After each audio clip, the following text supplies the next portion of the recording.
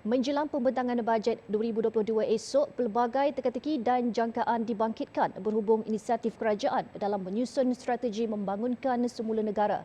Antara yang mungkin menjadi perhatian perkara berkaitan subsidi kepada rakyat. Jadi di talian Skype ketika ini kita bersama penganalisis ekonomi iaitu Profesor Madya Dr. Nur Adli Rizwan Shah Muhammad Dali bagi mengulas jangkaan pembentangan bajet esok. Assalamualaikum Prof. Waalaikumsalam, apa khabar? Alhamdulillah. Baik Prof, hanya dua soalan saya. Yang pertama, hampir 2 tahun kita berdepan krisis ekonomi akibat pandemik COVID-19, perbelanjaan dan hutang negara meningkat.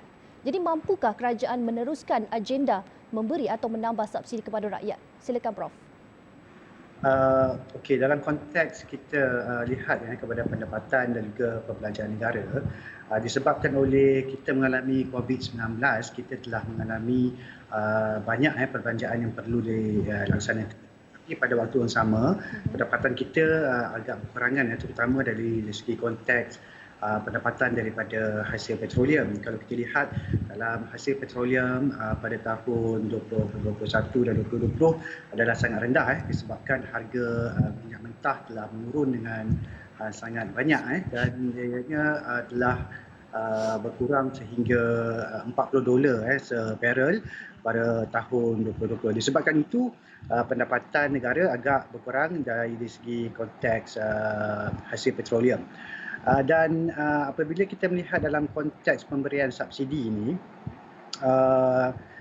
kita masih lagi kalau kita lihat dalam kita punya bayangan belanjawan yang akan dibentangkan nanti, kemungkinan fokus besar adalah 3 fokus besar, iaitu perbelanjaan tentang COVID-19, perbelanjaan tentang pembangunan ekonomi ataupun penstrukturan ekonomi, pemulihan ekonomi, dan yang ketiganya ialah tentang bantuan sosioekonomi untuk rakyat.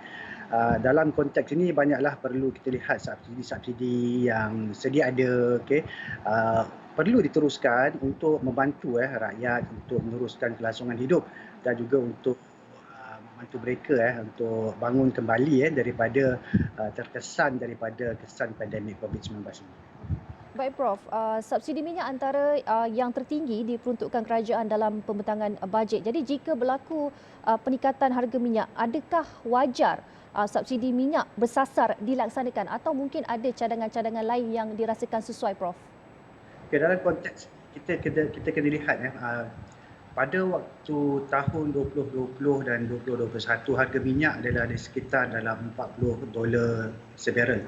Okay, dan pada waktu kini harga minyak telah meningkat dengan banyak, hampir 100% meningkat kepada $80 sebarrel.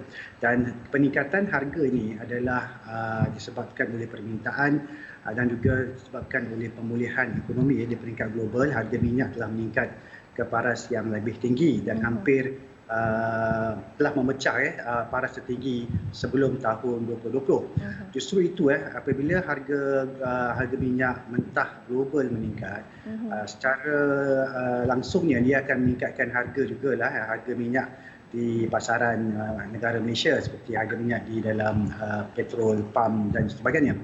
Justru itu kalau kita lihat dalam konteks ini, satu, pendapatan negara mungkin akan bertambah disebabkan oleh peningkatan harga minyak mentah di pasaran global. Dan yang keduanya, apabila harga minyak mentah meningkat, maka harga minyak untuk rakyat untuk membelikan petrol dan sebagainya mungkin juga akan meningkat disebabkan kaedah apungan yang dilaksanakan oleh kerajaan beberapa tahun lepas.